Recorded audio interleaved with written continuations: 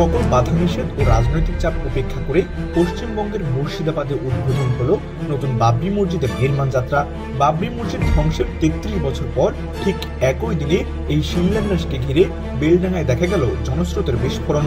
সকাল থেকেই হাজার হাজার মানুষের ঢল নেমে মারধুকিমারকে পরিণত করে উত্তেজনার মহাসমুদ্রে। পরিস্থিতি নিয়ন্ত্রণে রাজ্য পুলিশের পাশাপাশি মোতায়েন করা হয় ১৯ কোম্পানি কেন্দ্রীয় বাহিনী। তবু মানুষের উচ্ছ্বাস দমানো যায়নি।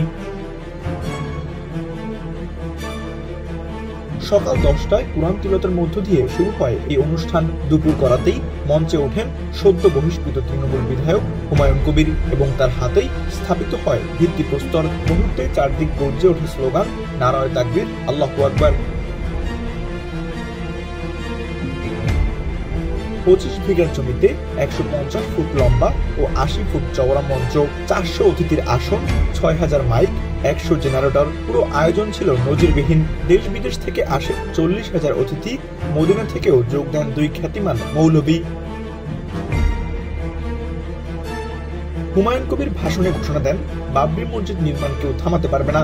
যত চাপে আসুক 3 বছরের মধ্যেই দাঁড়াবে এই মসজিদ। 300 কোটি রুপির এই বিশাল প্রকল্পে আর্থিক সহযোগিতা দেবে পশ্চিমবঙ্গের বিভিন্ন জেলার মানুষ, এ দাবি তার। এরপরই শুরু হয় রাজনৈতিক ঝড়। মমতা ব্যানার্জির বিরুদ্ধে সংখ্যালঘুদের অবহেলার অভিযোগ তুলে তিনি তীব্র সমালোচনা করেন।